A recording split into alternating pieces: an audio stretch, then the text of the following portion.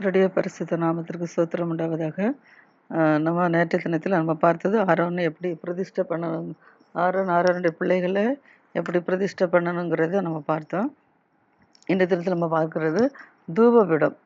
இப்போ பலிபீடம் வாசஸ்தலம் எப்படி உருவாக்கணுங்கிறது, ஆசாரிப்பு கூடாரம் எப்படி உருவாக்கணுங்கிறத கர்த்தர் சொன்னதை பார்த்தோம். அதில் ஆசாரியனுக்கு ஆசாரிய ஒளி யார் செய்யணுங்கிறதையும் நம்ம பார்த்தோம். இப்போ வந்து தூபபீடம், தூபம் காட்டுறதுக்கு ஒரு தீபப்படம் என்ன செய்யணுமா பண்ணணுமா.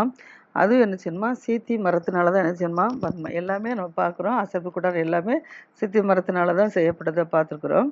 அதே போல் அந்த தூபப்பீடமும் சித்தி மரத்தால் செய்யணுமா. அது வந்து ஒரு முழ அகலமான சதுரமாக இருக்கணுமா, 2 முழ உயரம் இருக்கணும். 1 முழ சதுரம், 1 முழ நீளம், 1 முழ அகலமான சதுரம், 2 முழ உயரம் இருக்கணுமா. அதன் கொம்புகள் அதனுடைய ஏகமாக இருக்கணுமா. தூபம் கட்டுறதுல கொம்புகள் உண்டு. அந்த அதன் மேஜை அது வந்து மேல்புறத்தையும் சுற்றுப்புறத்தையும் அந்த கொம்புகளால் என்னச்சணுமா பசும் பொன் தகட்டால் என்னச்சணுமா அந்த தூபபீடத்தை மூடணுமா. சுற்றிலும் அதற்கு என்னச்சணுமா பொன் திறனே உண்டு பண்ணணுமா.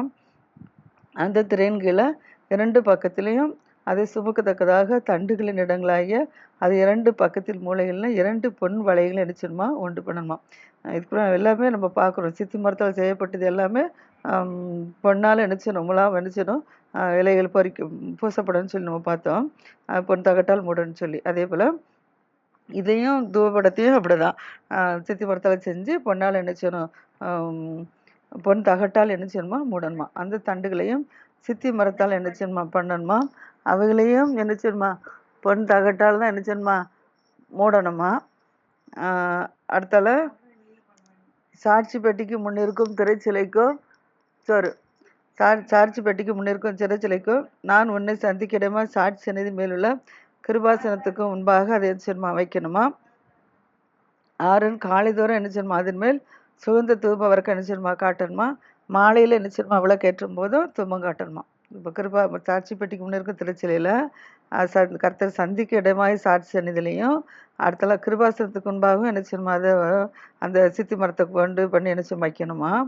ஆரோன் காலை தோறும் என்ன செய்யணுமா அதன் மேல் என்ன செய்யணுமா சுகந்த தூபம் காட்ட வேணும். மாலையில் என்ன செய்யணும் விளக்கேற்றும் போதும் அதன் மேல் தூபம் காட்டணும். இப்படியா விளக்குகளை விளக்கும் போதும் தூபம் காட்டணும். எப்போ காலை தோறும் மாலை தோறும் அடுத்தல மாலையில் விளக்கேற்றும் போது, காலையில் தூபம் காட்டும் போது, மாலையில் வந்து விளக்கேற்றும் போது, அடுத்தல விளக்குகளை விளக்கும் போது 3 நேரம் என்ன செய்யணுமா தூபம் காட்டணும்னு வச்சுக்கோங்க. ஸோ அடுத்தபடியாக உங்கள் தலைமுறைதும் கர்த்தருடைய சந்நிதியில் காட்ட வேண்டிய நித்திய தூபம் இதுவே அப்படிங்கிறார். அடுத்தல அந்நிய தூபத்தியாயிலும் தகன பலியாயிலும் போஜன பலியும் என்ன செய்வது இந்த தூபப்படத்தில் நினைச்சக்கூடாது, படைக்கக்கூடாது. தூபம் காட்டுற இடத்துல தகன பலி போஜன பலி தான் அந்நிய தூபம் தகன பலி போஜன பலி இதை கொண்டு நினைச்சக்கூடாது, தூபப்படத்தில் கொண்டு படைக்கக்கூடாதான். அது வந்து பானை பலி நினைச்சிருமா அதன் மேல் பானை பலி தான் நினைச்சிருமா ஊற்றணுமா. அப்புறம் வருஷத்தில் ஒரு முறை ஆரன் என்ன செய்யணும் பாவ நிவாரண பலியின் ரத்தத்தினால் என்ன செய்யணும் அந்த கொம்பின் மேலே பிரச்சாத்தியம் பண்ணணுமா. அது தலைமுறை தோறும் வருஷத்தில் ஒரு முறை அவன் என்ன செய்யணுமா அந்த பிராயசித்தத்தை என்ன செய்யணுமா பிராயசித்தத்தை என்ன செய்யணுமா பாவ நிவாரண பலியாக ரத்தத்தை கொண்டு என்ன செய்யணுமா. அது கர்த்தருக்குறது மகா பரிசுத்தமானது. இப்போ இது வந்து தூபபீடம் எப்படின்னு சொல்லி நம்ம பார்த்தோம். அடுத்தபடியாக இஸ்ரேல் புத்திரர் என்ன செய்யணுமா லக்கத்தின்படி கணக்கு பார்க்கணுமா. லக்கத்தின்படி கணக்கு பார்க்கும் பொருட்டு அவர்களை எண்ணணுமா. அவர்களை எண்ணும்போது அவர்களுக்கு என்ன செய்யணும் ஒரு வாதை உண்டாகாதபடிக்கு அவர்கள் ஒவ்வொருவனும் எப்பப்போ எண்ணுறாங்களோ என்ற சமயத்தில் ஒவ்வொருவனும் என்ன செய்யணும் தன்னுடைய ஆத்மாவே கர்த்தரை மீட்கும் பொருட்டாக என்ன செய்யணுமா அரை சேக்கல் கணக்கின்படி என்ன செய்யணுமா கொடுக்கணுமா. அந்த அரை சேக்கல் வந்து ஒரு சேக்கல்னா 20 கேரா, அப்போ அரை சேக்கல்னா என்னது 10 கேரா. இதை என்ன செய்யணுமா ஒவ்வொருத்தரும் எண்ணும் போது அவங்கள மீட்கிறதுக்காக என்ன செய்யணும் இப்படி இந்த அரசியல் காணிக்கையாக என்ன செய்யணுமா கொடுக்கணுமா. அடுத்தபடியாக பாவ நிவர்த்தி நம்ம ஆத்மாக்காக என்ன செய்யணும் பாவ நிவர்த்தி பண்ணணும். அதுக்காக என்ன செய்யணும்னா அந்த ஆத்மாக்காக பாவ நிவர்த்தி பண்ணுறதுக்கு தான் அந்த காணிக்கை என்ன செய்ய கொண்டு கொடுக்குறோம். அப்போ ஆத்மாவை பாவநிவர்த்தி பண்ணும்போது இந்த காணிக்கை கொடுக்கும்போது ஐஸ்வர்யான்னு என்ன செய்யணும் கர்த்தர் வந்து என்ன செய்ய அரசியல் தான் கொடுக்க சொல்லியிருக்காரு. அதுக்காக வேண்டி ஐஸ்வர்யாவாக நினைச்சது கூடுதலாகவும் கருத்துல எனக்கு கொடுக்க முடியாது அப்படின்னு சொல்லிட்டு கா குறைச்சி எண்ணிச்சு கொடுக்கக்கூடாது. எல்லோரும் சமமாக தான் எண்ணிச்சணும். அரை சேக்கல் எண்ணும்போது கொடுக்கணும். இது வந்து பாவ நிவர்த்தி செய்கிறதுக்கு தான், நம்மளை எண்ணும் போது உள்ள பாவ நிவர்த்திக்கு. அப்படி எண்ணிச்சணும். கர்த்தருடைய இஸ்ரவேல் ஜனங்களும் ஒவ்வொருவனும் எண்ணும்போது கொடுக்கணுமா. அடுத்தபடியாக கர்த்தர் சொல்கிறாரு, இது எல்லாம் மோசேக்கு கர்த்தர் மலையிலிருந்து பேசுனது. 40 நாள் சினாய் மலையில் இருக்கிறார்கள். மலையில் இருக்கும்போது கர்த்தர் வந்து அவருக்கு இப்படிலாம் இருக்கணும்னு சொல்லி கொடுத்தது. அது அடுத்தபடியாக கர்த்தர் மோசேக்கு சொல்கிறாரு, கழுவுறதுக்கு வெண்கலத்தில் ஒரு தொட்டி பண்ணணும். இப்போ ஆசாரிப்பு கூடாரம் செய்கிறோம். ஆசாரிப்பு கூடாரத்தில் வாசஸ்தெல்லாம் ஒவ்வொன்றும் நம்ம செஞ்சாச்சு, சொல்லிட்டு அடுத்தால என்ன செய்யணுமா, வெண்கலத்தால் என்ன செய்யணுமா, ஒரு தொட்டி என்ன செய்யணுமா, உண்டு பண்ணணுமா. இது யாருக்குன்னா ஆசாரனுடைய பிள்ளைகள் கால்களை கழிட்டு ஆசாரிப்பு கூடாரத்தில் வருவதற்கு என்ன செய்யணும், ஒரு வெண்கல தொட்டி என்ன செய்யணுமா, வெண்கலத்தால் பண்ணணுமா. அந்த வெண்கலத்தில் ஒரு பாதத்தை உண்டாக்கணுமா. அது ஆசாரிப்பு கூடாரத்திற்கும் பலிபீடத்திற்கும் நடுவே வைக்கணுமா. ஆசாரிப்பு கூடாரத்திற்கும் பலிபீடத்துக்கும் நடுவில் வச்சு அதில் என்ன செய்யணுமா, தண்ணீர் வார்த்து வைக்கணுமா. அந்த ஆரோனும் அவனுடைய குமாரரும் என்ன செய்யணும், தங்கள் கைகளையும் தங்கள் கால்களையும் என்ன செய்யணும், கழுவிட்டு தான் என்ன செய்யணும், ஆசாரிப்பு கூடாரத்துக்கு உள்ளே வரணும். அதுக்கு கழுவணுமா. அவர்கள் ஆசாரிப்பு கூடாரத்துக்குள்ளே பிரவேசிக்கிற போதும் கர்த்தருக்கு என்ன செய்யணும், தகனத்தை கொளுத்தும் போதும் பலிபீடத்தினிடத்தில் ஆராதனை செய்யும் சேரும்போதும் அவர்கள் சாகாதபடிக்கு தண்ணீர்னால் என்ன செய்யணும், கழுவணும். ஒன்று ஆசாரிப்பு கூடத்தில் பிரவேசிக்கிற போது, இன்னும் வந்து கர்த்தருக்கு என்ன தகன பலியை கொளுத்தும் போது, இன்னொன்று வந்து கர்த்தருக்கு ஆராதனை செய்யும்போது, இந்த 3 நேரங்களிலும் தாம் சாகாமல் இருக்கிறதுக்கு என்ன செய்யணும், தங்களை பரிசுத்தப்படுத்துவதற்கு தங்கள் அந்த தண்ணியினால் என்ன செய்யணும், கால்களை கழுவணும். அதற்கு தான் ஆசாரிப்பு கூடாரத்திற்கும் பலிபீடத்துக்கு நடுவில் அந்த வெண்கல தொட்டி என்ன செய்யணுமா, உண்டாக்கி வைக்கணுமா. அப்புறம் அவர்கள் சாகாதபடிக்கு என்ன செய்யணும், தங்கள் கால்களையும் கைகளும் கழுவுன்னு சொல்லி பார்த்தோம். இது வந்து தலைமுறை தோறும் என்ன செய்யணும், அவனுக்கும் ஆசாரியனுக்கும் ஆசாரனுடைய பிள்ளைகளுக்கும் தலைமுறையாக இருக்கும். இது என்னது, ஒரு நித்திய கட்டளையாக இருக்கும் அப்படிங்கிறார். அடுத்தபடியாக பின்னும் கர்த்தர் மோசேக்கு சொல்கிறாரு, மென்மையான சுகந்த வர்க்கங்களாகிய சுத்தமான வெள்ளைப்போளம் பரிசுத்த ஸ்தலத்தின் சேக்கல்படி 500 சேக்கலிடையும், சுகந்த கருவாய்ப்பட்டையில் அதன் பாதியாக 250 சேக்கலிடையும், சுகந்த வசிப்பில் 250 சேக்கலிடையும், இலவங்கப்பட்டையில் 500 சேக்கலிடையும், ஒலிவ எண்ணெயும் 1 குடம் எண்ணெயும் எடுத்து அதில் பரிமள தைலக்காரன் செய்வது போல் என்ன செய்யணுமா, ஒரு பரிமள தைலத்தையும் அபிஷேக தைலத்தையும் என்ன செய்யணுமா, அதெல்லாம் உண்டு பண்ணணுமா. எப்படி பரிமள தைலக்காரன் செய்கிறானோ அதே போல் செய்யணுமா. அது வந்து பரிசுத்த அபிஷேகமாக என்ன செய்தான் இருக்க கடவுதான். அதனால் ஆசாரிப்பு கூடாரமும் சாட்சி பெட்டியும் என்ன செய்யணும், அந்த அபிஷேக தைலத்தையும் அந்த பரிமள தைலத்தை வந்து எதை பரிசுத்தப்படுத்தணும் அப்படின்னா, ஆசாரிப்பு கூடாரம், அடுத்தல சாட்சி பெட்டி, அடுத்தல மேஜை, அதில் பனிமுட்டுகள், குத்து விளக்கு, அதில் உள்ள கருவிகள், தூபபிடம், தகன பலிபிடம், அதில் பனிமுட்டுகள், அடுத்தல தொட்டி, பாதம், இதை எல்லாமே என்ன செய்யணும்னா அந்த அபிஷேக தைலத்தை வச்சு என்ன செய்யணும், அதில் வந்து அபிஷேகம் பண்ணணுமா. அது வந்து கர்த்தருக்கிறது பரிசுத்தமாக இருக்குமா. அந்த பரிசுத்தப்படுத்துகிற பொருளை வந்து யாருமே நினச்சக்கூடாது, தொடக்கூடாது. ஏன்னா அது தொடுறது எல்லாமே பரிசுத்தமாக இருக்குது. அதனால் வேறு யாரும் அதை நினச்சக்கூடாது, தொடக்கூடாது. ஆனால் ஆசாரியனுடைய பிள்ளைன்னு மாத்திரம் தான் நினச்சணும், அந்த நினச்சணும் அபிஷேகம் பண்ணி அதை நினச்சணும் பரிசுத்தப்படுத்தணுமா. எப்படியாக நீ இஸ்ரேல் புத்திர இடத்துல நினச்சது சொல்லணும் அப்படின்னு சொல்லி கர்த்தர் நினச்சதை சொல்கிறாரு.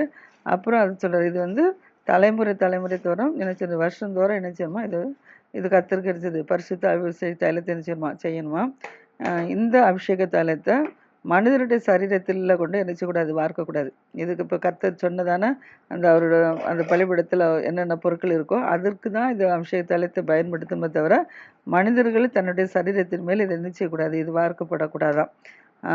அதே போல் வேறொரு தைலத்தையும் நினைச்சக்கூடாது, இதே போல் அவங்க நினைச்சக்கூடாது, செய்யக்கூடாதான். ஏன்னா இது வந்து பரிசுத்தமாக இருக்குது. அதனால் மற்ற எதுலேயும் நினச்சக்கூடாது, இதை செய்யக்கூடாதான். இது வந்து தைலக்காரன் நினச்சிடறான், அந்த தைலத்தை செய்கிறவங்க கூட அதை நினச்சக்கூடாது, அந்நியன் மேலே நினச்சி தைலத்தை நினச்சக்கூடாதான், வார்க்கக்கூடாதான். அப்படி செஞ்சால் அவங்க ஜனத்தில் ராதப்படிக்க நினச்சிவாங்களாம், அறுப்புண்டு போயிடுவாங்களாம்.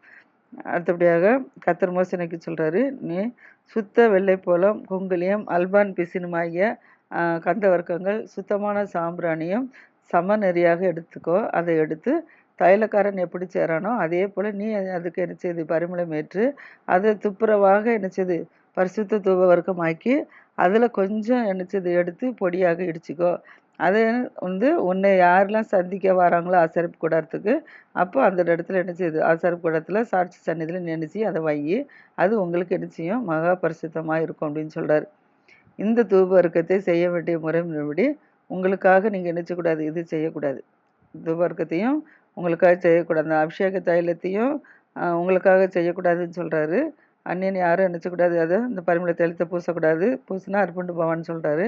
இப்போ இந்த தூப வர்க்கத்தையும் எனக்கு இந்த பொடியாக செய்கிறாங்க, இதையும் நினச்சக்கூடாது, உங்களுக்காக நினச்சக்கூடாது, இது செய்யக்கூடாது. ஏன்னா இது கர்த்தருக்கென்று பரிசுத்தமாக்கப்பட்டது, அதனால் உங்களுக்காக செய்யக்கூடாதுன்னு சொல்கிறாரு. அதுக்கப்புறம் இதற்கு ஒப்பானதை முகருகிறதற்காக, நம்ம முகந்து பார்ப்போம்ல, தைலம் எப்படி வாசமாக இருக்குது அப்படின்னு சொல்லி, அப்படி முகந்து பார்க்கறதுக்காக கூட என்ன செய்கிறார், அதை செய்கிறவன் கூட முகந்து பார்த்தா கூட ஜனத்தில் பிடிக்க என்ன செய்வானா, ஆர்ப்பண்டு போவானாம்.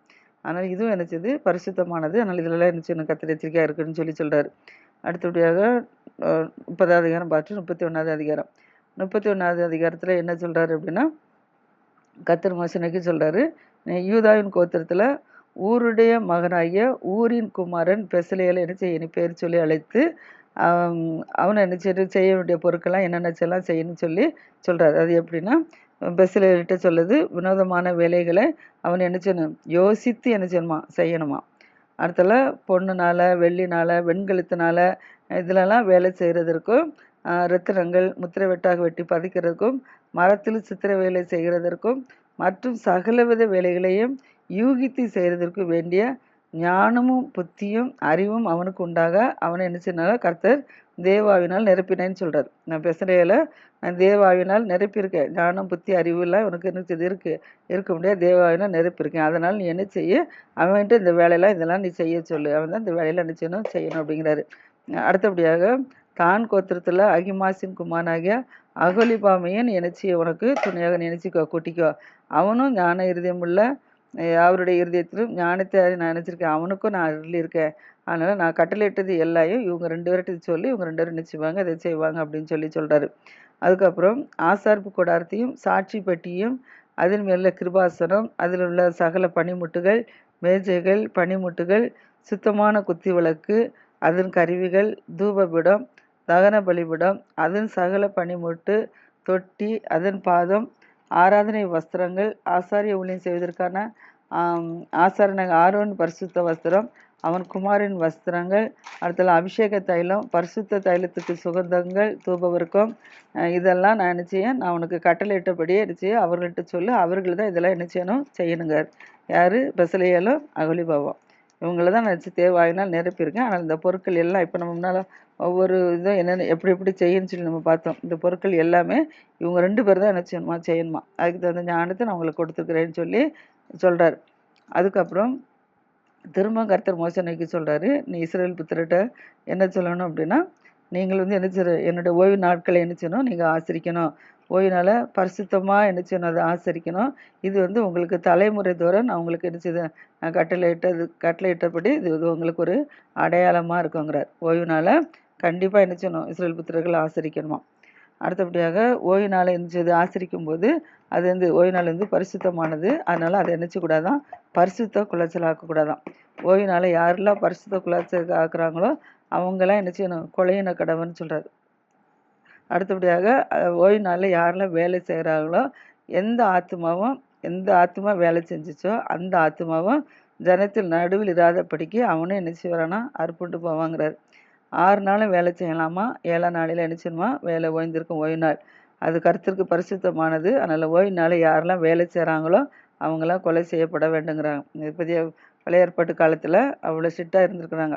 அதனால தான் இப்போவும் நம்ம என்ன செய்யணும், கர்த்தருடைய பரிசுத்த ஓய்வினால் நம்ம பரிசுத்தமாக ஆசரிக்கணும்னு சொல்கிறோம். குடும்பமாக என்ன செய்யணும், ஆலயத்துக்கு வந்து ஆராதிக்கணும், எந்த வேலையும் செய்யக்கூடாது அப்படின்னு சொல்கிறோம். ஆனால் நம்முடைய ஜனங்கள் என்ன செய்கிறாங்க, அதை வந்து அசட்டை பண்ணிட்டு கொண்டுருக்குறாங்க. இங்கே என்ன சொல்லியிருக்கு, வேலை நாள் நம்ம ஓய்வு நாளை நம்ம அசட்டை பண்ணினாலோ இல்லை அது வந்து நம்ம பரிசுத்த குலச்சாக்கெல்லாம் என்ன செய்யுது, அது வந்து அறுப்பட்டு போவான்னு சொல்லி கர்த்தர் சொல்லியிருக்கிறாரு. அதனால் இது வந்து நம்ம கொஞ்சம் கவனமாக இருந்து ஓய்வு நாட்கள் சொன்ன கர்த்தருக்காக நம்ம நிச்சயம் ஆசரிப்போம். அன்னைக்கு தான் வேலை இருக்குது, அன்னைக்கு தான் எங்களுக்கு ஃபங்க்ஷன் விடுன்னு சொல்லி ஓய்வு நாளை என்ன செஞ்சுருந்தாங்க, அசட்டை பண்ணிடுறாங்க.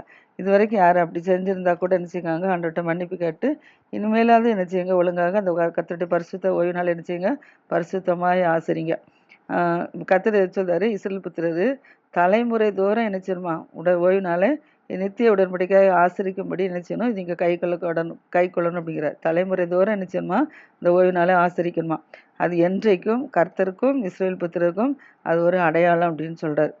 ஏன் அப்படின்னா 6 நாளைக்குள்ள கர்த்தர் என்ன செஞ்சாரு, வானம் பூமி எல்லாவற்றையும் என்ன செஞ்சாரு, உண்டாக்கினார். உண்டாக்கிட்டு 7ஆம் நாளில் கர்த்தர் என்ன செஞ்சாரு, ஓய்ந்திருந்து பூரித்தார் அப்படின்னு சொல்லி நம்ம பார்க்குறோம். இது வந்து நம்ம ஆதியாகமத்தில் முதல் அதிகாரத்துலேருந்து நம்ம பார்க்குறோம். கர்த்தர் 2 அதிகாரத்துக்குள்ளேயும் கர்த்தர் இருந்துக்காரு என்னென்னலாம் உருவாக்குனாருன்னு சொல்லி 7 நாளைக்கெல்லாம் உருவாக்குனான்னு சொல்லி பார்க்குறோம். 6 நாளில் உருவாக்கிட்டு 7ஆம் நாள் என்ன செஞ்சார், அவர் ஓய்ந்திருந்தார்.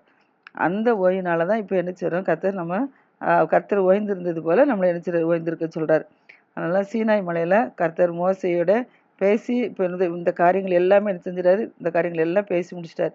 பேசி முடித்த பிறகு கர்த்தர் என்ன செய்கிறார், கர்த்தருடைய விரலினால், தேவனுடைய விரலினால் எழுதப்பட்ட கற்பலைகளாகிய சாட்சியின் 2 பலகைகளையும் கர்த்தர் என்ன செஞ்சார், அவர் கையில் எழுதி கொடுத்தாருன்னு சொல்லி பார்க்குறோம். இவ்வளவும் சீனாய் மலையில் மோசை மூலமாக மோசைகிட்ட கர்த்தர் சொல்லிய காரங்கள் இதெல்லாம் அப்படி என்ன செய்யணும் அப்படின்னு சொல்லி மோசைக்கு என்ன செய்கிறார், கர்த்தர் வெளிப்பாடு கொடுத்து சொல்லி அனுப்புகிறார். இப்போ இதெல்லாம் என்ன செய்கிறாரு, சொல்லி முடித்த பிறகு அந்த கற்பலைகளையும் தேவனுடைய ஒரு நாள் எழுதி மோசை கையில் கொடுத்தாச்சு. இப்போ மோசை என்ன செய்கிறாரு, அதை வாங்கி கொண்டு என்ன செய்கிறாரு, கீழே வருகிறார். அடுத்தது 32வது அதிகாரம். 32வது அதிகாரத்தில் மோசை என்ன செய்கிறார், மலையிலேருந்து அதை இறங்கி கீழே இறங்கி வர்றது. அப்போ மலையிலேருந்து இறங்கி வருகிறதே தாமதிக்கிறது. இப்போ மோசை வந்து 40 நாள் ஆயிட்டு இன்னும் வராதனால இப்போ ஜனங்கள் என்ன செஞ்சிட்டாங்கன்னா, அவன் மோசைக்கு என்ன நடந்துச்சோ தெரியல அப்படின்னு சொல்லி ஜனங்கள் எல்லாரும் என்ன செஞ்சிட்டாங்க, ஆரோன் இடத்துல எல்லாரும் என்ன செஞ்சிட்டாங்க, கூட்டம் கூட்டி அவர்கள் சொல்கிறாங்க, எகிப்து தேசத்துலேருந்து எங்களை அழைத்து கொண்டு வந்த அந்த மோசைக்கு என்ன நேரிட்டதோ தெரியாது. அதனால எங்களுக்கு என்ன செய்யணும்னா, எங்களுக்கு முன் செல்லும் தெய்வங்களை எங்களுக்காக நீர் எங்களுக்கு என்ன செய்யும் உண்டு பண்ணோங்கிறார். இஸ்ரேல் ஜனங்கள் என்ன செய்கிறாங்க, எங்களை எகிப்துலேருந்து அழைத்து கொண்டு வந்தார் மோசே. இப்போ அவருக்கு என்ன நடந்ததுன்னு தெரியல. அதனால நீர் எங்களுக்கு முன் செல்லும் தெய்வங்களை எங்களுக்கு என்ன செய்யும் உண்டு பண்ணும் அப்படின்னு சொல்கிறாங்க. அதுக்கு ஆரோன்னு சொல்கிறாரு, உங்கள் மனைவிகள் உங்கள் குமாரத்தியுடைய காதுகளில் இருக்கிற பொன்னணிகளை என்ன செய்யுங்க, நீங்கள் கலட்டி கொண்டுட்டு வாங்க, கலட்டி என் இடத்துல கொண்டு வாங்க, நான் உங்களுக்கு என்ன செய்கிறேன், அதை வச்சு நான் உங்களுக்கு என்ன செய்கிறேன், உங்களுக்கு முன் செல்ல தெய்வங்களை உண்டாக்கி கொடுக்குறேன் அப்படின்னு சொல்கிறான். அதன்படியாக இப்போ இஸ்ரேல் ஜனங்கள் என்ன செய்கிறாங்க அப்படின்னா, அவர்களுடைய மனைவி மற்றும் குமாரத்தியுடைய காதுகளில் கிடக்கிற பொன்னணிகளை எல்லாம் கலட்டி கொண்டு என்ன செய்கிறாங்க, ஆரோனத்தில் கொடுக்குறாங்க. கொடுத்த உடனே இப்போ ஆரோன் என்ன செய்கிறான், அந்த பொண்ணெல்லாம் வாங்கி அதை என்ன செய்கிறான், ஒரு சிற்ப கருவினால் என்ன செய்கிறான், ஒரு கரு மாதிரி பிடித்து அது ஒரு கன்று குட்டியாக என்ன செய்கிறான், செஞ்சுட்டான். ஒரு கன்று குட்டியாக செஞ்சு இப்போ அதை இஸ்ரேல் ஜனங்கிட்ட கொடுத்து என்ன சொல்கிறான், இஸ்ரவேலரே இதுதான் எகிப்து தேசத்து உங்களை அழைத்து கொண்டு வந்த உங்கள் தெய்வம் இதுதான் அப்படின்னு சொல்லி என்ன செய்கிறான், கொடுத்துட்டான். இப்போ ஆரோன் அதை பார்த்து சொல்கிறான், அதுக்கு முன்பாக ஒரு பலிபீடத்தை என்ன செய்கிறான், கட்டி நாளைக்கு கர்த்தருக்கு பண்டிகைன்னு கூறுறான். இப்போ ஆரோன் என்ன செஞ்சுருக்கணும், மோசே என்ன செஞ்சிருக்காரு, ஆரோனு நீ எல்லாம் பார்த்துக்கிடுவான்னு சொல்லிட்டு போயிருக்கிறாரு. அப்போ ஆரோன் என்ன செய்யணும், கொஞ்சம் வெயிட் பண்ண சொல்லியிருக்கணும். அதுக்கு இல்லாதபடிக்கு என்ன செய்யறான், ஜனங்களுக்கு பயந்து ஜனங்கள் கேட்ட உடனே என்ன செஞ்சுட்டான், இப்படி பொண்ணை கொண்டு என்ன செய்யறான், இப்படி கன்றுக்குட்டி என்ன செஞ்சுட்டான், உருவாக்கினது மாத்திரம் இல்லை. ஏன்னா நம்ம ஆதியாகமத்திலேருந்து நம்ம பார்த்துட்டு வரோம், எல்லாருமே என்ன செய்கிறாங்க, உடனே எதிர்காலத்தில் உடனே நினச்சிவாங்க, ஒரு பலிபீடத்தை கட்டுவதை நம்ம பார்த்துருக்கோம். அதே போல் ஆரோன் என்ன செஞ்சுட்டான், ஒரு பலிபீடத்தை கட்டி கர்த்தருக்கு பண்டிகை நாளைக்கு அப்படின்னு சொல்லி கூறியாச்சு. இப்போ மறுநாள் அதிகாலையில் என்ன செய்கிறாங்க, ஜனங்கள்லாம் எழுந்து வராங்க, சர்வாங்க தகன பலி என்ன செய்கிறாங்க, ஏன்னா பலிபீடத்தில் என்ன செய்யணும், கர்த்தருக்கு சர்வாங்க தகன பலி, சமாதான பலி எல்லா பலியும் செலுத்துவாங்கள்ல. அதே போல் அந்த கன்றுக்குட்டியும் உருவாக்கிட்டு பண்டிகை நாள்னு சொல்லி சர்வாங்க தான பலியில் நினச்சிடணும், சமாதான பலியிலும் நினச்சிடணும் செலுத்தணும்னு சொல்கிறாப்புல. அதன்படி எல்லாரும் வந்து என்ன செய்கிறாங்க, சர்வாங்க தான பலி சமாதான பலி சொல்லிட்டுறாங்க. செலுத்திட்டு ஜனங்கள் எல்லாரும் என்ன செய்கிறாங்க, புசிக்கவும் குடிக்கவும் உட்காந்து விளையாடவும் என்ன செஞ்சாங்களாம், எழுந்திருக்கிறாங்க. ஏன்னா ஒரு பண்டிகை நாள்னா என்ன செய்வாங்க, எல்லாரும் புசிக்க குடிக்க என்ன செய்ய விளையாட அப்படி சந்தோஷமா இருப்பாங்கல்ல. அதே போல் இப்போ அந்த கன்றுக்குட்டியை உருவாக்கிட்டு பண்டிகை நாள் கொண்டாடுன்னு சொல்லி எல்லாரும் என்ன செய்கிறாங்க, சந்தோஷமா அந்த நேரத்தில் உட்காந்துட்டு இருக்கிறாங்க. இப்படி தான் முதலாவது நினச்சது கன்றுக்குட்டி நினச்சது உருவாக்கப்பட்டு வந்துச்சு. அதே போல் தான் அடுத்தபடியாக கர்த்தர் என்ன சொல்கிறாரு, இப்போ மோசே நோக்கி சொல்கிறாரு, நீ இறங்கி போ. ஏன்னா நீ எகிப்து தேசத்துலேருந்து நீ அழைத்து கொண்டு வந்த ஜனங்கள் என்ன செய்கிறாங்க, அவங்க தங்களை தாங்களே என்ன செஞ்சுட்டாங்க, கெடுத்து கொண்டுட்டாங்க. அவர்களுக்கு நான் விதித்த வழிமுறைகளை என்ன செய்கிறாங்க, அவங்க சீக்கிரமாக என்ன செஞ்சுட்டாங்க, விட்டு விலகி போயிட்டாங்க. அவங்க என்ன செய்கிறாங்க, தங்களுக்கு ஒரு கன்றுக்குட்டியை என்ன செஞ்சுட்டாங்க, அவங்க வார்ப்பித்துட்டாங்க. வார்ப்பித்தது மாத்திரமில்ல, அதை என்ன செய்கிறாங்க, பணிந்து கொள்ள ஆரம்பிச்சிட்டாங்க. அதுக்கு பழி செலுத்தவும் என்ன செஞ்சுட்டாங்க, ஆரம்பிச்சிட்டாங்க. அதனால் இஸ்ரவேலரே உங்களை என்னது எகிப்து தேசத்துலேருந்து அழைத்து கொண்டு வந்த உங்கள் தெய்வங்கள் இவை தான் அப்படின்னு சொல்லி என்ன செஞ்சுட்டாங்க, சொல்ல ஆரம்பிச்சிட்டாங்க. அதனால் நீ என்ன செய்யு, மோசே நோக்கி திரும்ப கர்த்தர் சொல்கிறாரு, இவங்க என்ன செய்ய, நான் இவங்களை பார்த்தேன், இவங்க யார், வணங்கா கழுத்துள்ள ஜனங்கள். ஆகையால் என் கோபம் என்ன செய்யுது, இவர்கள் மேல் மூலம் நான் இவர்களை அழித்து போட போகிறேன். அதனால நீ என்ன செஞ்சிரு, என்னை நீ விட்டுரு. ஆனால் ஒன்றை நான் என்ன செய்வேன், நான் ஒன்று ஒரு பெரிய ஜாதியாக்குவேன். இவர்கள் வந்து என்னை விட்டு எவ்வளவோ சொல்லியும் நான் விதித்த விதிமுறைகளையும் அவங்க என்ன செஞ்சுட்டாங்க, விட்டு விலகிட்டு கன்றுக்குட்டியை உருவாக்கி மகா பெரிய பாவம் செஞ்சதுனால நான் என்னைய விட்டுரு, நான் அவங்கள என்ன செஞ்சிருவேன், அழித்து போட்டுருவேன். ஆனால் ஒன்று நினச்சிவேன், பெரிய ஜாதியாக ஆக்குவேன்னு சொல்கிறார். அதுக்கப்புறம் என்ன நடந்துச்சு சொல்லி நம்ம நாளை தினத்தில் நம்ம பார்ப்போம். கர்த்தர் தான் இதை ஆசீர்வதிப்பாராக. ஆமென்.